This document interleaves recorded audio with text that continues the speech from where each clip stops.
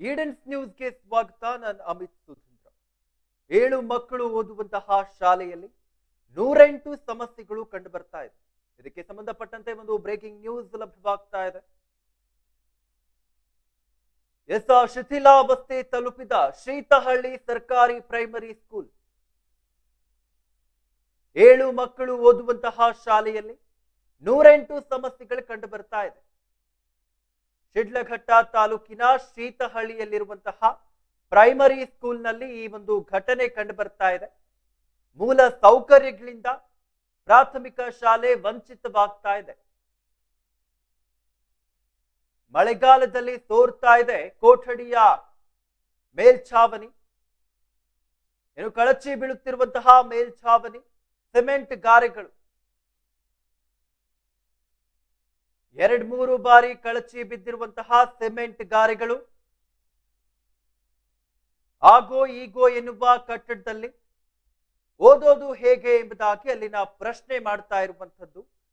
ಇನ್ನು ಇಲ್ಲಿನ ಗ್ರಾಮ ಪಂಚಾಯಿತಿಯ ಅಧಿಕಾರಿಗಳು ಎಷ್ಟೇ ಬಾರಿ ದೂರನ್ನ ಕೊಟ್ಟಿದ್ರು ಕೂಡ ಯಾವುದೇ ರೀತಿಯ ಕ್ರಮಗಳನ್ನ ತೆಗೆದುಕೊಳ್ತಾ ಇಲ್ಲ. 1983ರಲ್ಲಿ ಒಂದು ಶಾಲೆ ಸ್ಥಾಪನೆಯಾಗಿರುತ್ತೆ. ಇನ್ನು 1992-93 ಸಾಲಿನಲ್ಲಿ ಶಾಲೆಯ ಕೊಠಡಿಗಳ ನಿರ್ಮಾಣವಾಗಿರುತ್ತೆ. ಸಂಪೂರ್ಣ ದುಸ್ಥಿತಿಗೆ ತಲುಪಿದಂತಹ ಶತಮಾನ ಕಂಡಂತಹ ಶಾಲೆ ಶಿಥಿಲಾವಸ್ಥೆಯನ್ನ ತಲುಪಿದಂತಹ ಶ್ರೀತಹಳ್ಳಿಯ ಸರ್ಕಾರಿ ಪ್ರೈಮರಿ ಸ್ಕೂಲ್ ಬಗ್ಗೆ ಮಾತನಾಡ್ತಾ ಇದ್ದೇವೆ. 7 ಮಕ್ಕಳು ಓದುವಂತಹ ಶಾಲೆಯಲ್ಲಿ 108 ಸಮಸ್ಯೆಗಳು ಕಂಡು ಬರ್ತಾ ಇದೆ. ಒಂದು ರೀತಿಯಲ್ಲಿ 100 ಮಕ್ಕಳಿದ್ದಾರೆ, 1-2 ಸಮಸ್ಯೆ ಕಂಡು ಬರ್ತಾ ಇದೆ. ಅಂದ್ರೆ ಅದು ಒಂದು ಮಾತಾಗುತ್ತೆ. ಬಟ್ ಈಗ 7 ಮಕ್ಕಳು ಓದ್ತಾ ಇರುವಂತಹ ಶಾಲೆಯಲ್ಲಿ 108 ಸಮಸ್ಯೆಗಳು ಕಂಡು ಬರ್ತಾ ಇದೆ. ಶಿಡ್ಲಘಟ್ಟ ತಾಲೂಕಿನಲ್ಲಿರುವಂತಹ ಶ್ರೀತಹಳ್ಳಿಯಲ್ಲಿರುವಂತಹ ಈ ಒಂದು ಪ್ರೈಮರಿ ಸ್ಕೂಲ್ನಲ್ಲಿ ಮೇನ್ ಬೇಸಿಕ್ ಆಗಿ ಬೇಕಾಗಿರುವಂತಹ ಮೂಲ ಸೌಕರ್ಯಗಳಿಲ್ಲದೆ ಈ ಒಂದು ಶಾಲೆ ಹಾಗೆ ಶಾಲೆಯ ಮಕ್ಕಳು ವಂಚಿತರಾಗ್ತಾ ಇದ್ದಾರೆ. ಇನ್ನು ಮಳೆಗಾಲದಲ್ಲಿ ನೋಡ್ತಾ ಹೋದ್ರೆ ಕೊಠಡಿಯ ಮೇಲ್ಛಾವಣಿ ಏನಿರುತ್ತೆ ಆ ಒಂದು ಮೇಲ್ಛಾವಣಿ ಕಳಚಿ ಬೀಳ್ತಾ ಇದೆ. ಇದರಿಂದ ಮಳೆಗಾಲದಲ್ಲಿ ಶಾಲೆಯ ಒಳಗಡೆ ತೋರ್ತಾ ಇದೆ, ಮಳೆಯ ನೀರು ಒಳಗಡೆ ಬರ್ತಾ ಇದೆ. ಮೇಲ್ಛಾವಣಿ ಒಂದು ರೀತಿಯಲ್ಲಿ ಸಿಮೆಂಟ್ ಗಾರೆಗಳು ಕೂಡ 2-3 ಬಾರಿ ಈಗಾಗಲೇ ಕಳಚಿ ಬಿದ್ದಿವೆ. ಸಿಮೆಂಟ್ ಗಾರೆಗಳು ಕೂಡ ಆಗೋ ಈಗೋ ಎನ್ನುವ ಒಂದು ರೀತಿಯಲ್ಲಿ ಒಂದು ಕಟ್ಟಡ ಕಂಡು ಬರ್ತಾ ಇದೆ. ಇಂತಹ ಒಂದು ಪರಿಸ್ಥಿತಿಯಲ್ಲಿ ಅಲ್ಲಿನ ವಿದ್ಯಾರ್ಥಿಗಳು ಓದ್ತಾ ಇದ್ದಾರೆ. ಇನ್ನು ಸಾಕಷ್ಟು ಬಾರಿ ಅಲ್ಲಿನ ಗ್ರಾಮ ಪಂಚಾಯಿತಿಯ ಅಧಿಕಾರಿಗಳಿಗೆ ದೂರನ್ನ ಕೊಟ್ಟಿದ್ರು ಕೂಡ ಯಾವುದೇ ರೀತಿಯ ಕ್ರಮಗಳನ್ನ ತೆಗೆದುಕೊಳ್ತಾ ಇಲ್ಲ. ಸಾಕಷ್ಟು ಬಾರಿ ಈ ರೀತಿ ಸಮಸ್ಯೆ ಆಗ್ತಾ ಇದೆ ಅಂತ ಅಲ್ಲಿನ ಗ್ರಾಮ ಪಂಚಾಯಿತಿಯ ಅಧಿಕಾರಿಗಳೇನಿರ್ತಾರೆ ಅವರಿಗೆ ತಿಳಿಸಿದ್ರು ಕೂಡ ಯಾವುದೇ ರೀತಿಯ ಕ್ರಮಗಳನ್ನ ತೆಗೆದುಕೊಳ್ತಾ ಇಲ್ಲ. ವಿಜುವಲ್ಸ್ ಅಲ್ಲಿ ಕೂಡ ತಾವು ನೋಡ್ತಾ ಇದ್ದೀರಾ ಯಾವ ರೀತಿಯಾಗಿ ಮೇಲ್ಛಾವಣಿ ಕುಸಿದು ಬೀಳ್ತಾ ಇದೆ. ಈಗಾಗಲೇ 2 ಬಾರಿ ಈ ಒಂದು ಮೇಲ್ಛಾವಣಿ ಕುಸಿದು ಬಿದ್ದಿರುವಂತದ್ದು. ಇಷ್ಟೆಲ್ಲ ಆದ್ರೂ ಕೂಡ ಅಲ್ಲಿನ ಅಧಿಕಾರಿಗಳು ಯಾವುದೇ ರೀತಿಯ ಕ್ರಮಗಳನ್ನ ತೆಗೆದುಕೊಳ್ತಾ ಇಲ್ಲ. 1983ರಲ್ಲಿ ಒಂದು ಶಾಲೆ ಸ್ಥಾಪನೆಯಾಗಿರುತ್ತೆ. ಇನ್ನು 1992-93ನೇ ಸಾಲಿನಲ್ಲಿ ಈ ಒಂದು ಶಾಲೆಯ ಕೊಠಡಿ ನಿರ್ಮಾಣ ಆಗಿರುತ್ತೆ. ಈಗ 2025 ಸಂಪೂರ್ಣ ದುಸ್ಥಿತಿಗೆ ಈ ಒಂದು ಶಾಲೆ ತಲುಪಿರುವಂತದ್ದು.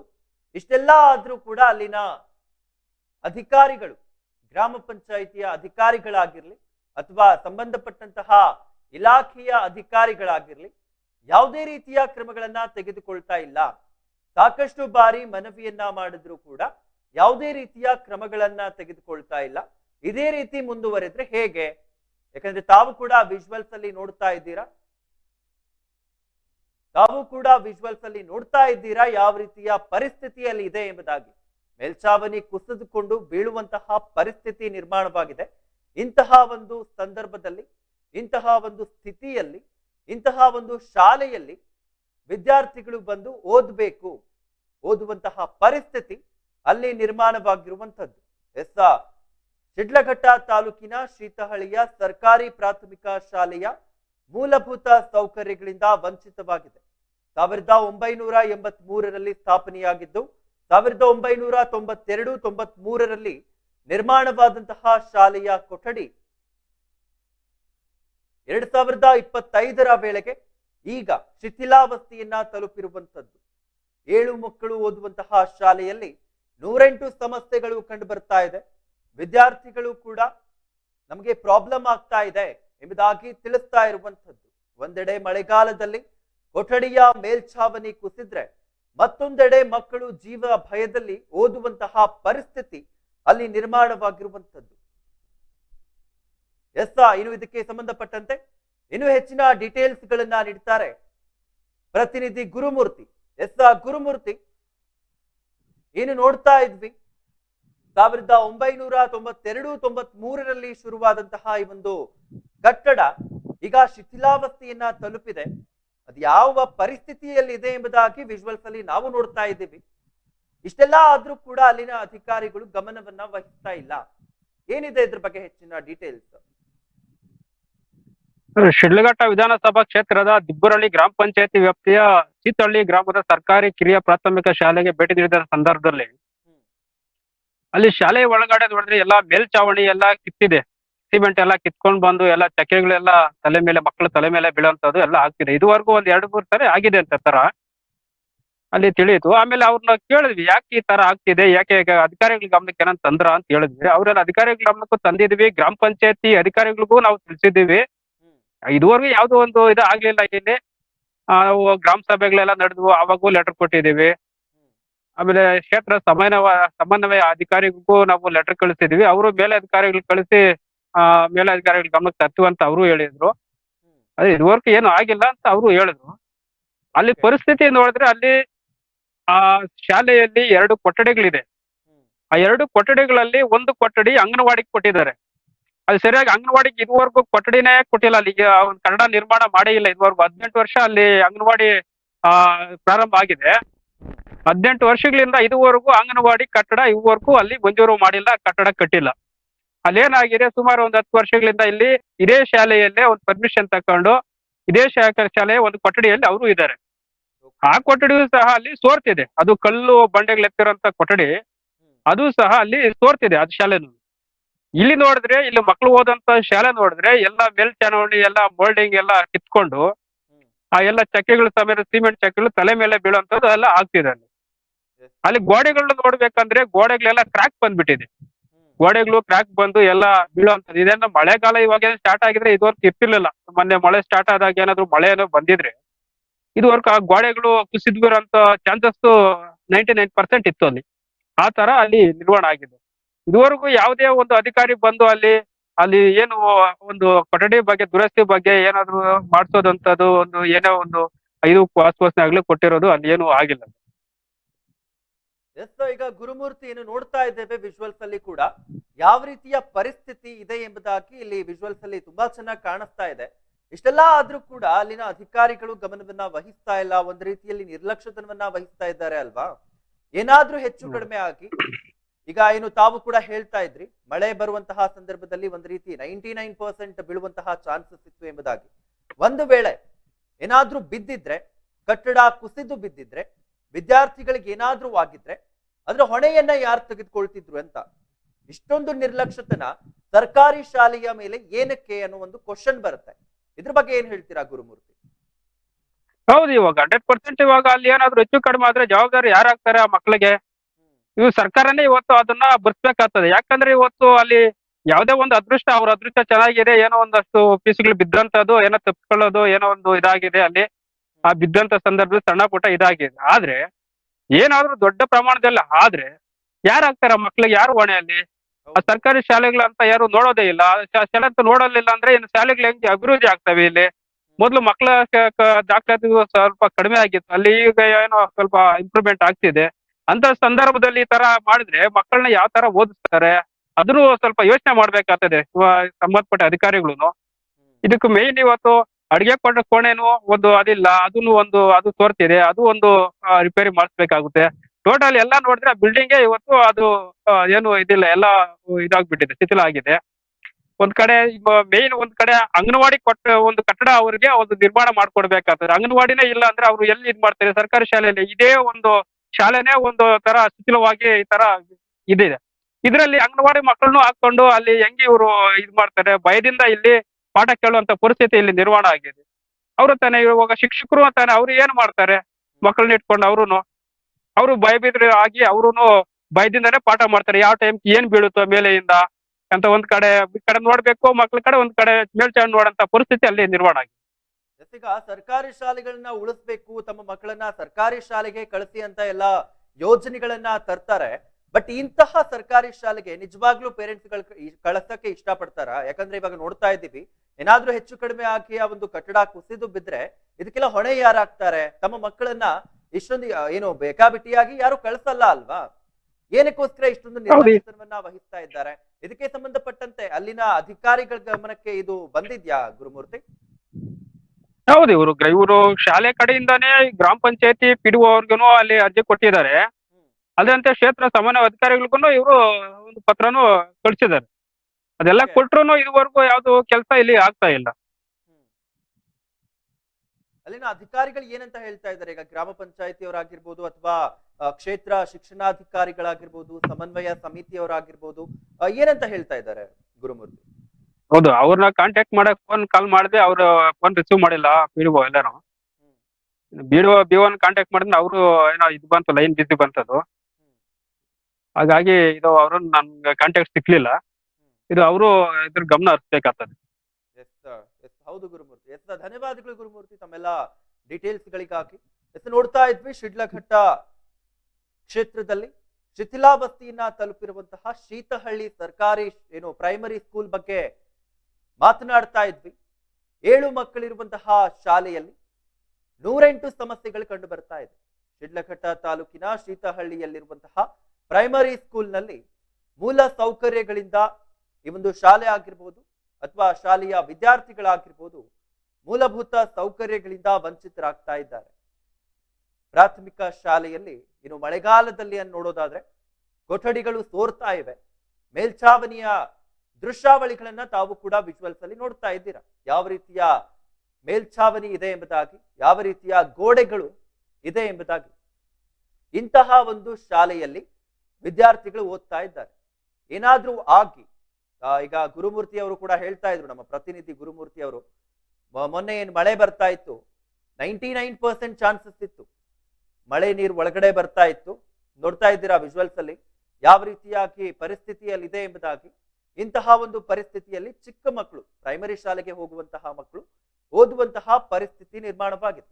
ಇನ್ನು ಈ ರೀತಿ ಪರಿಸ್ಥಿತಿಯಲ್ಲಿ ನಿರ್ಮಾಣವಾಗಿದೆ, ಇಷ್ಟೊಂದು ಸಮಸ್ಯೆಗಳು ಕಂಡು ಬರ್ತಾ ಇದೆ, ಗೋಡೆ ಬಿರುಕು ಬೀಳ್ತಾ ಇದೆ, ಮೇಲ್ಛಾವಣಿ ಕುಸಿದು ಬೀಳುವಂತಹ ಪರಿಸ್ಥಿತಿ ಇದೆ ಎಂಬುದಾಗಿ ಅಲ್ಲಿನ ಅಧಿಕಾರಿಗಳ ಗಮನಕ್ಕೆ ತಂದ್ರೂ ಕೂಡ ಯಾವುದೇ ರೀತಿಯ ಕ್ರಮಗಳನ್ನ ಇಲ್ಲಿಯವರೆಗೂ ತೆಗೆದುಕೊಳ್ತಾ ಇಲ್ಲ.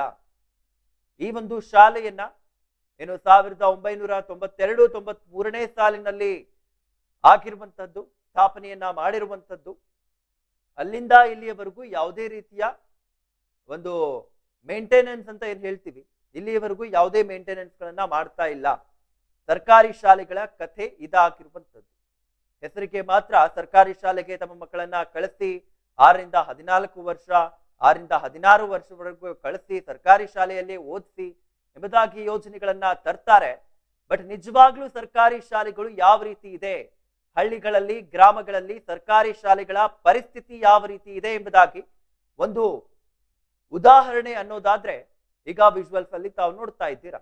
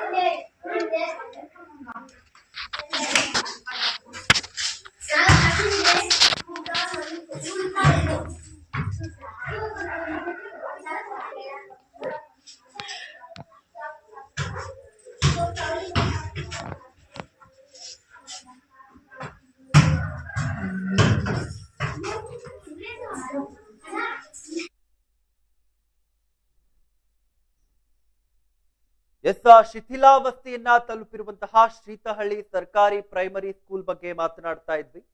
ಇದಕ್ಕೆ ಸಂಬಂಧಪಟ್ಟಂತೆ ಇನ್ನು ಹೆಚ್ಚಿನದಾಗಿ ಮಾತನಾಡಲಿಕ್ಕೆ ಅಲ್ಲಿನ ಶಿಕ್ಷಕಿಯಾಗಿರುವಂತಹ ರಜನಿ ಅವರು ನಮ್ಮ ಜೊತೆಗೆ ದೂರವಾಣಿ ಸಂಪರ್ಕದ ಮೂಲಕ ಜಾಯಿನ್ ಆಗ್ತಾ ಇದ್ದಾರೆ.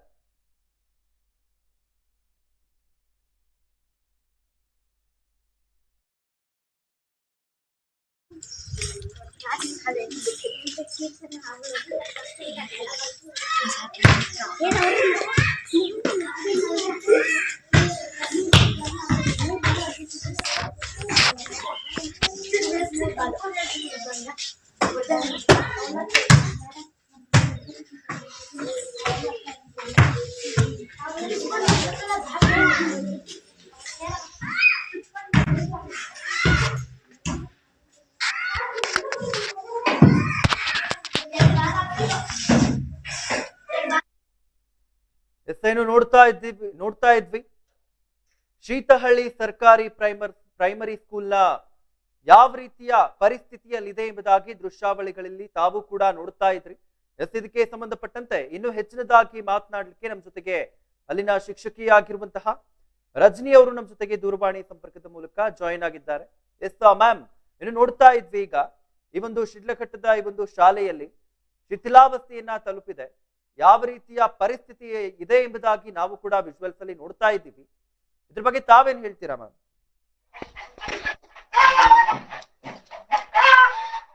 ಮ್ಯಾಮ್, ನನ್ನ ವಾಯ್ಸ್ ಕೇಳಿಸ್ತಾ ಇದೆಯಾ ನಿಮ್ಗೆ? ಹಲೋ, ನನ್ನ ವಾಯ್ಸ್ ಕೇಳಿಸ್ತಾ ಇದೆಯಾ?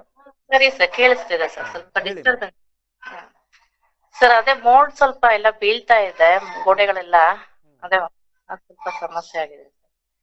ಓಕೆ, ಅಂದ್ರೆ ಈ ರೀತಿ ಎಷ್ಟು ದಿನದಿಂದ ಇದೇ ರೀತಿ ಪರಿಸ್ಥಿತಿಯಲ್ಲಿ ಇದೆ ಸರ್? ಇದು ಮಳೆ ಬಂದಾಗ ಜಾಸ್ತಿ ಸೋರುತ್ತೆ ಸರ್ ಅದು. ಓಕೆ, ಅಲ್ಲ ಅಲ್ಲಿನ ಅಧಿಕಾರಿಗಳು ಅಥವಾ ಪ್ರಾಂಶುಪಾಲರು ಇದ್ರ ಬಗ್ಗೆ ಏನು ಗಮನವನ್ನ ಹರಿಸಿಲ್ವಾ ಅಂತ? ಸರ್ ಕೊಟ್ಟಿದೀವಿ ಸರ್, ಅರ್ಜಿ ಕೊಟ್ಟಿದೀವಿ, ಸರಿ ಮಾಡಿಸ್ತೀವಿ ಅಂತ ಹೇಳಿದ್ದಾರೆ. ಅಲ್ಲ ಅಂದ್ರೆ ಯಾರಿಗೆ ಮನವಿಯನ್ನ ಕೊಟ್ಟಿದ್ದೀರಾ, ಯಾರಿಗೆ ಅರ್ಜಿಯನ್ನ ಕೊಟ್ಟಿದ್ದೀರಾ? ಗ್ರಾಮ ಪಂಚಾಯತಿ ಕಡೆಗೂ ಕೊಟ್ಟಿದೀವಿ, ನಮ್ಮ ಇಲಾಖೆ ಕಡೆಗೂ ಕೊಟ್ಟಿದೀವಿ ಸರ್. ಏನಂತ ರೆಸ್ಪಾನ್ಸ್ ಬಂತು ಮ್ಯಾಮ್ ಅಲ್ಲಿಂದ? ಸರಿ ಮಾಡಿಸ್ತೀವಿ ಅಂತ ಹೇಳಿದ್ದಾರೆ ಸರ್. ಎಷ್ಟು ದಿನದ ಹಿಂದೆ ತಾವು ಈ ಒಂದು ಅರ್ಜಿಯನ್ನ ಕೊಟ್ಟಿದ್ರಿ?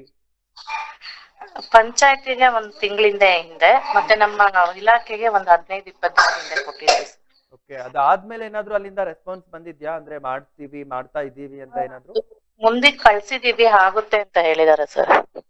ಓಕೆ, ಒಂದ್ ರೀತಿಯಲ್ಲಿ ಏನು ಸರ್ಕಾರಿ ಶಾಲೆಗಳು ಈ ರೀತಿ ಉಳಿತಾ ಇದೆ, ಎಷ್ಟೊಂದು ಅಭಿಯಾನಗಳನ್ನೆಲ್ಲ ತಗೊಂಡ್ ಬರ್ತಾರೆ, ಬಟ್ ಹಳ್ಳಿಗಳಲ್ಲಿ ಸರ್ಕಾರಿ ಶಾಲೆಗಳು ಯಾವ ರೀತಿ ಇದೆ ಅನ್ನೋದಕ್ಕೆ ಒಂದು ಉದಾಹರಣೆ ಈಗ ಸಿಗ್ತಾ ಇದೆ. ಇದ್ರ ಬಗ್ಗೆ ತಾವೇನ್ ಹೇಳ್ತೀರಾ ಮೇಡಮ್?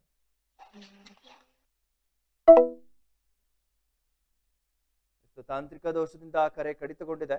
ನೋಡ್ತಾ ಇದ್ವಿ ಒಂದು ರೀತಿಯಲ್ಲಿ ಯಾವ ರೀತಿಯ ಪರಿಸ್ಥಿತಿ ಈ ಶಾಲೆಯಲ್ಲಿ ಇದೆ ಎಂಬುದಾಗಿ. ಇನ್ನು ಕಳೆದ 1 ತಿಂಗಳಿನಿಂದ ಗ್ರಾಮ ಪಂಚಾಯಿತಿಗೆ ಕಳೆದ 20ರಿಂದ 25 ದಿನಗಳ ಹಿಂದೆ ಅಲ್ಲಿನ ಅಧಿಕಾರಿಗಳ ಗಮನಕ್ಕೂ ಕೂಡ ತರಲಾಗಿದೆ. ಬಟ್ ಇಲ್ಲಿಯವರೆಗೂ ಯಾವುದೇ ರೀತಿಯ ರೆಸ್ಪಾನ್ಸ್ಗಳು ಬಂದಿಲ್ಲ. ಇದೇ ರೀತಿ ಮುಂದುವರೆದ್ರೆ ಹೇಗೆ ಅಂತ ಇಷ್ಟು ದಿನದಿಂದ ಮನವಿಯನ್ನ ಮಾಡ್ತಾ ಇದ್ದಾರೆ, ಅರ್ಜಿಯನ್ನ ಮಾಡ್ತಾ ಇದ್ದಾರೆ. ಇಷ್ಟೊಂದು ಕಳಪೆ ಮಟ್ಟದಲ್ಲಿ ಇಲ್ಲಿನ ಏನು ಶಾಲೆಗಳಿದೆ, ಆದ್ರೂ ಕೂಡ ಅಲ್ಲಿನ ಅಧಿಕಾರಿಗಳು ಗಮನವನ್ನ ಹರಿಸ್ತಾ ಇಲ್ಲ. ಏನಕ್ಕೆ ಇಷ್ಟೊಂದು ನಿರ್ಲಕ್ಷ್ಯತನ ಅನ್ನೋ ಒಂದು ಪ್ರಶ್ನೆ ಕೂಡ ಮೂಡುತ್ತೆ.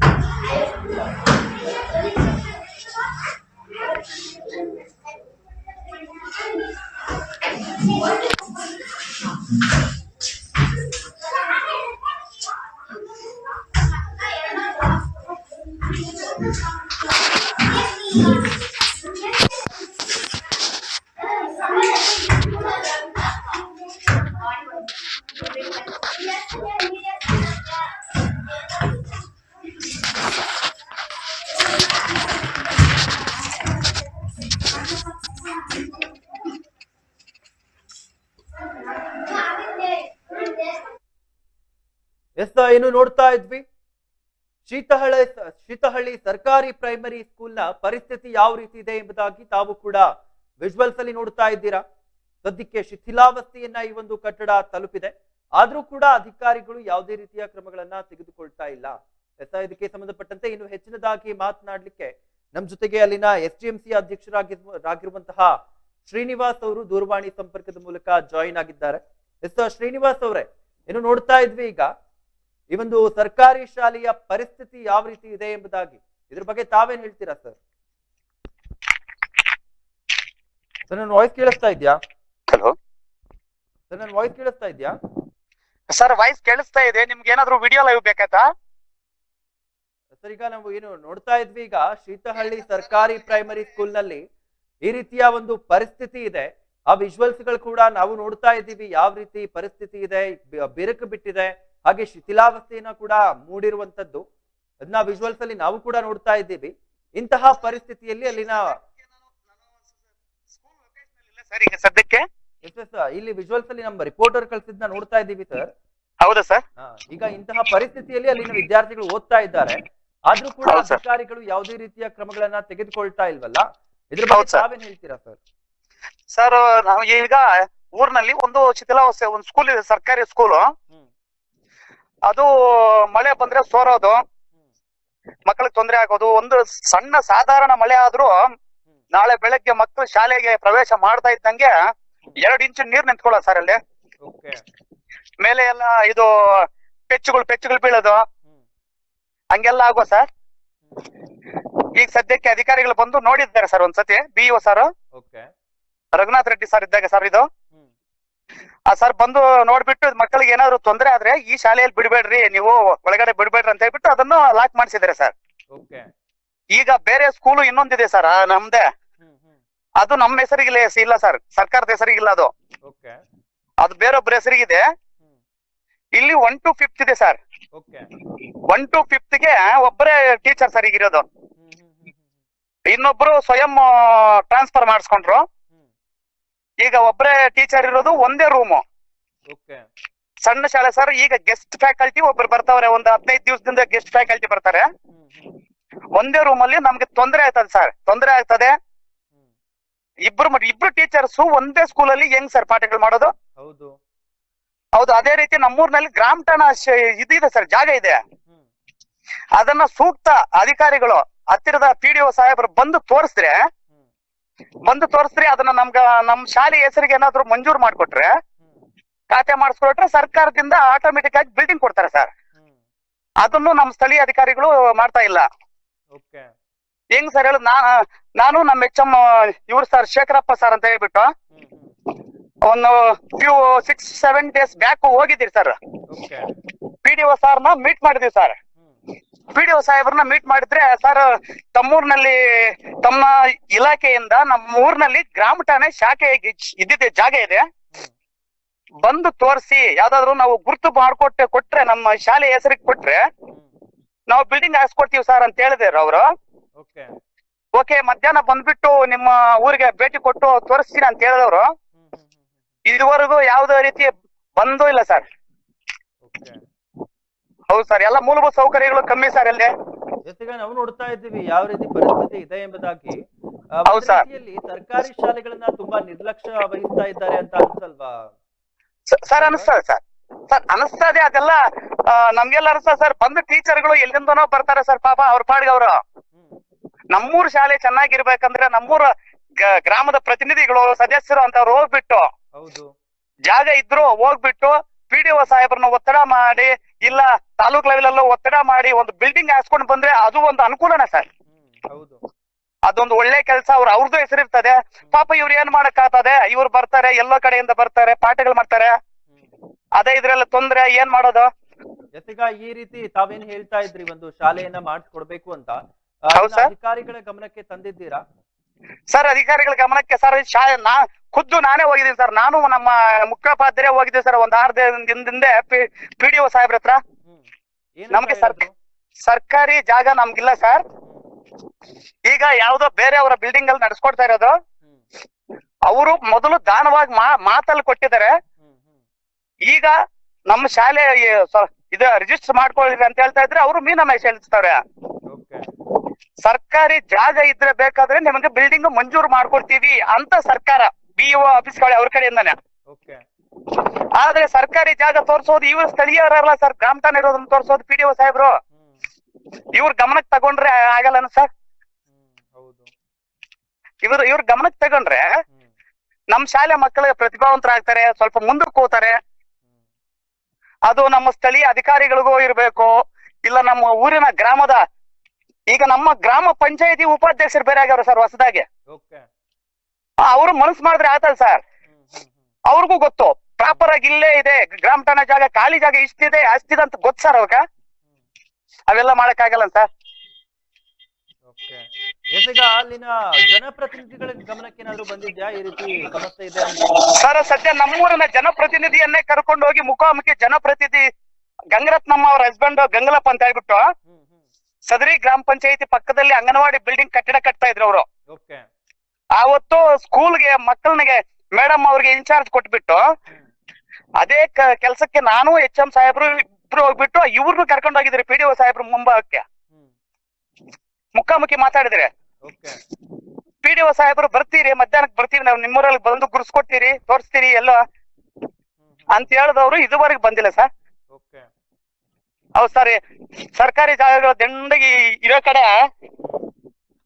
ಕೊಡಕ್ಕೇನ್ ಸರ್? ಹೌದು. ಧನ್ಯವಾದಗಳು ಸರ್ ಇಷ್ಟೊತ್ತು ಈಡನ್ ನ್ಯೂಸ್ ಜೊತೆಗೆ ಮಾತನಾಡಿದ್ದಕ್ಕೆ. ನೋಡ್ತಾ ಇದ್ವಿ ಶಿಥಿಲಾವಸ್ಥೆಯನ್ನ ತಲುಪಿರುವಂತಹ ಶ್ರೀತಹಳ್ಳಿ ಸರ್ಕಾರಿ ಪ್ರೈಮರಿ ಸ್ಕೂಲ್ ಬಗ್ಗೆ ಮಾತನಾಡ್ತಾ ಇದ್ವಿ. ಇದಕ್ಕೆ ಸಂಬಂಧಪಟ್ಟಂತೆ ಅಲ್ಲಿನ SDMC ಅಧ್ಯಕ್ಷರಾಗಿರುವಂತಹ ಶ್ರೀನಿವಾಸ್ ಅವರು ಮಾತನಾಡ್ತಾ ಇದ್ರು. ಅವರು ಹೇಳಿದ್ರು ಸಾಕಷ್ಟು ಬಾರಿಗಳಿಂದ ಏನು ಅಲ್ಲಿ ಮನವಿಯನ್ನ ಮಾಡ್ತಾ ಇದ್ರು ಕೂಡ ಒಂದ್ ರೀತಿಯಲ್ಲಿ ಬೇಜವಾಬ್ದಾರಿತನವನ್ನ ತೋರಿಸ್ತಾ ಇದ್ದಾರೆ. ಈಗ ಸದ್ಯಕ್ಕೆ ನಾವು ಕೂಡ ಶಾಲೆಯನ್ನ ಏನು ಬೇರೆ ಕಡೆ ಸ್ಥಳಾಂತರಿಸಿದ್ದೇವೆ. ಬಟ್ ಎಷ್ಟು ದಿನ ಅಂತ ಆಗುತ್ತೆ? ಸರ್ಕಾರಿ ಶಾಲೆ ಅನ್ನೋದು ಏನು ಒಂದು ಗ್ರಾಮಕ್ಕೆ ಬೇಕೇ ಬೇಕು. ಇದಕ್ಕೆ ಸಂಬಂಧಪಟ್ಟಂತೆ ಅಲ್ಲಿನ ಏನು PDOಗೆ ಹಾಗೆ ಅಲ್ಲಿನ ಅಧಿಕಾರಿಗಳಿಗೆ ಗಮನಕ್ಕೆ ತಂದ್ರು ಕೂಡ ಒಂದ್ ರೀತಿಯಲ್ಲಿ ಎಲ್ಲೋ ಒಂದು ಕಡೆಯಲ್ಲಿ ನಿರ್ಲಕ್ಷ್ಯತನವನ್ನ ವಹಿಸ್ತಾ ಇದ್ದಾರೆ, ಅದು ಕಂಡು ಬರ್ತಾ ಇದೆ ಎಂಬುದಾಗಿ ಕೂಡ ಶ್ರೀನಿವಾಸ್ ಅವರು ಹೇಳ್ತಾ ಇದ್ರು.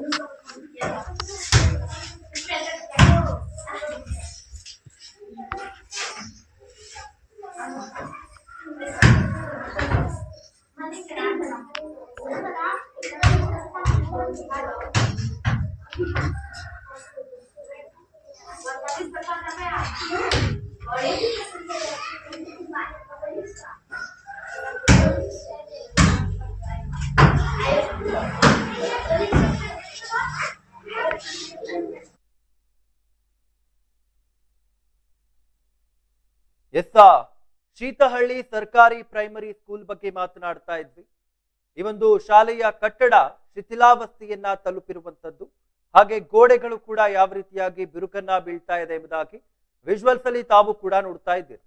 ಇದಕ್ಕೆ ಸಂಬಂಧಪಟ್ಟಂತೆ ಇನ್ನು ಹೆಚ್ಚಿನದಾಗಿ ಮಾತನಾಡ್ಲಿಕ್ಕೆ ನಮ್ಮ ಜೊತೆಗೆ ಏನು ಅಲ್ಲಿನ ಬಿಇಒ ಆದಂತಹ ನರೇಂದ್ರ ಕುಮಾರ್ ಸರ್ ಅವರು ನಮ್ಮ ಜೊತೆಗೆ ದೂರವಾಣಿ ಸಂಪರ್ಕದ ಮೂಲಕ ಜಾಯಿನ್ ಆಗಿದ್ದಾರೆ. ಸರ್, ಏನು ನೋಡ್ತಾ ಇದ್ವಿ ಈಗ ಈ ಒಂದು ತಾಲೂಕಿನ ಶೀತಹಳ್ಳಿಯಲ್ಲಿರುವಂತಹ ಪ್ರೈಮರಿ ಸ್ಕೂಲ್ ಯಾವ ರೀತಿ ಇದೆ ಎಂಬುದಾಗಿ ಈಗ ವಿಜುವಲ್ಸ್ ಅಲ್ಲಿ ನಾವು ಕೂಡ ನೋಡ್ತಾ ಇದ್ದೇವೆ. ಇದಕ್ಕೆ ಸಂಬಂಧಪಟ್ಟಂತೆ ತಮ್ಮ ಗಮನಕ್ಕೆ ಈ ಒಂದು ವಿಷಯ ಬಂದಿದೆಯಾ ಸರ್? ಬಂದಿದೆ. ಈಗ ನಾವು ಪ್ರಪೋಸಲ್ ಅನ್ನು ರೆಡಿ ಮಾಡ್ಕೊಂಡಿದೀವಿ. ಸದ್ಯದಲ್ಲೇ ಅದನ್ನ ಕಾಮಗಾರಿ ಸ್ಟಾರ್ಟ್ ಮಾಡಿಸ್ತೀವಿ. ಓಕೆ, ಅಂದ್ರೆ ಸರ್ ಯಾವ ರೀತಿಯ ಕ್ರಮಗಳನ್ನ ತೆಗೆದುಕೊಳ್ತಾ ಅಲ್ಲ ಈಗ ಏನು ಅಂತಂದ್ರೆ ಅಲ್ಲಿ ಈಗಾಗಲೇ ಮಕ್ಕಳ ಸಂಖ್ಯೆನೂ ಕಡಿಮೆ ಇರೋದ್ರಿಂದ ಒಂದು ಕೊಠಡಿ ಈಗಾಗಲೇ ಹಂತಕ್ಕೆ ಇದಾಗಿ ನಮ್ಮ ಆಕ್ಷನ್ ಪ್ಲಾನ್ ಅನ್ನು ಸೇರ್ಕೊಂಡಿದೆ. ಎಸ್ಟಿಮೇಟ್ ರೆಡಿ ಆಗ್ತಾ ಇದೆ. ಶಾರ್ಟ್ಲಿ ಸ್ಟಾರ್ಟ್ ಮಾಡ್ತೀವಿ. ಅಂದ್ರೆ ಎಷ್ಟು ದಿನಗಳಲ್ಲಿ ಒಂದು ಕಾಮಗಾರಿ ಮುಗಿಬಹುದು ಅಂತ ಅನ್ಸುತ್ತೆ? ಮಾರ್ಚ್ ಅಂತ್ಯದೊಳಗೆ ಮುಗೀತದೆ. ಓಕೆ ಓಕೆ ಓಕೆ ಎಸ್, ಧನ್ಯವಾದಗಳು ಸರ್ ಈಡನ್ ಜೊತೆಗೆ ಮಾತನಾಡಿದ್ದಕ್ಕೆ. ನೋಡ್ತಾ ಇದ್ವಿ ಈಗ ಬಿಇಒ ಸರ್ ಆದಂತಹ ನರೇಂದ್ರ ಕುಮಾರ್ ಅವ್ರ ಜೊತೆಗೆ ಮಾತನಾಡ್ತಾ ಇದ್ವಿ. ಅವರು ಹೇಳ್ತಾ ಇದ್ರು ಇನ್ನು ಮಾರ್ಚ್ ಅಂತ್ಯದಲ್ಲಿ ಈ ಒಂದು ಕಾಮಗಾರಿಯನ್ನ ಮುಗಿಸ್ತೇವೆ ಎಂಬುದಾಗಿ ಈಗ ಭರವಸೆಯನ್ನ ಕೂಡ ಈಡನ್ಸ್ ನ್ಯೂಸ್ಗೆ ನೀಡಿರುವಂತದ್ದು. ಇನ್ನು ಈಗ ಸಾಕಷ್ಟು ಬಾರಿ ಈಡನ್ಸ್ ನ್ಯೂಸ್ ವರದಿಗಳು ಅಲ್ಲಿನ ಅಧಿಕಾರಿಗಳಿಗೆ ತಲುಪಿಸ್ಲಿಕ್ಕೆ ಅಂತಾನೆ ಮಾಡ್ಲಾಗ್ತಾ ಇರುತ್ತೆ ಸುದ್ದಿಗಳನ್ನ. ಈಗ ಅಲ್ಲಿನ ಬಿಇಒಗಳಾದಂತಹ ನರೇಂದ್ರ ಕುಮಾರ್ ಸರ್ ಅವ್ರಿಗೂ ಕೂಡ ಸಂಪರ್ಕಕ್ಕೆ ತಂದಿದ್ವಿ, ಈ ರೀತಿ ಇದೆ ಎಂಬುದಾಗಿ ಕೂಡ ತಿಳಿಸಿದ್ವಿ. ಈಗ ಬಿಇಒ ಅವರು ಕೂಡ ಕ್ರಮಗಳನ್ನ ತೆಗೆದುಕೊಳ್ತೇವೆ, ಮಾರ್ಚ್ ಅಂತ್ಯದೊಳಗೆ ಒಂದು ಕಟ್ಟಡವನ್ನ ನಿರ್ಮಾಣ ಮಾಡ್ತೇವೆ. ಈಗ ಸದ್ಯಕ್ಕೆ ಏನು ಪ್ರಿಕಾಷನ್ಸ್ ಆಗಿ ಬೇರೆ ಒಂದು ಕಟ್ಟಡದಲ್ಲಿ ವಿದ್ಯಾರ್ಥಿಗಳನ್ನ ಕೂಡಿಸಲಾಗ್ತಾ ಇದೆ, ಯಾವುದೇ ತೊಂದರೆಗಳಿಲ್ಲ. ಮಾರ್ಚ್ ಅಂತ್ಯದೊಳಗೆ ಒಂದು ಹೊಸ ಕಟ್ಟಡವನ್ನ ನಿರ್ಮಾಣ ಮಾಡಲಾಗುತ್ತೆ ಎಂಬುದಾಗಿ ಭರವಸೆಯನ್ನ ಈಡನ್ಸ್ ನ್ಯೂಸ್ಗೆ ನೀಡಿರುವಂತದ್ದು.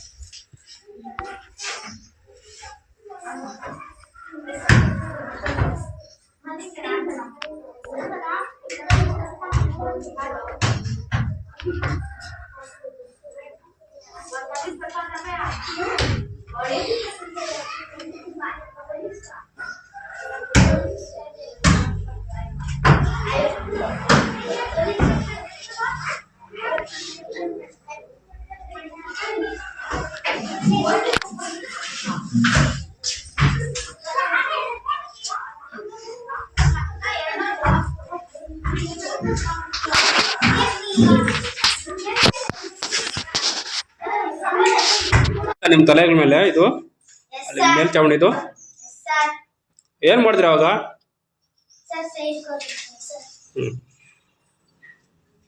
ಎಷ್ಟು ಸಲ ಬಿತ್ತದು?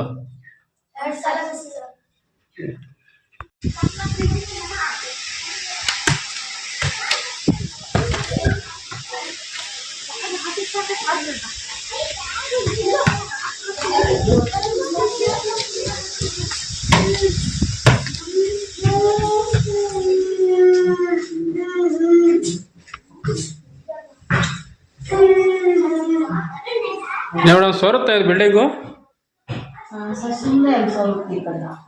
ಹೌದಾ? ಎಷ್ಟು ಜನ ಇದ್ದಾರೆ ಮಕ್ಕಳು? ಅಂಗನವಾಡಿಗೆ ಶಿಫ್ಟ್ ಆಗಿ ಎಷ್ಟು ದಿನ ಆಯ್ತು ನೀವು ಇಲ್ಲಿ?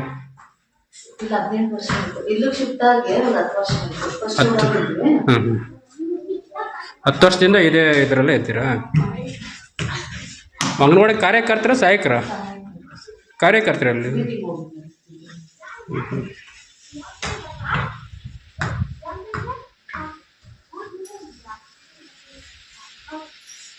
ಅಲ್ಲ ಸೋರಿರೋದಲ್ಲಿ ಇದೆಲ್ಲ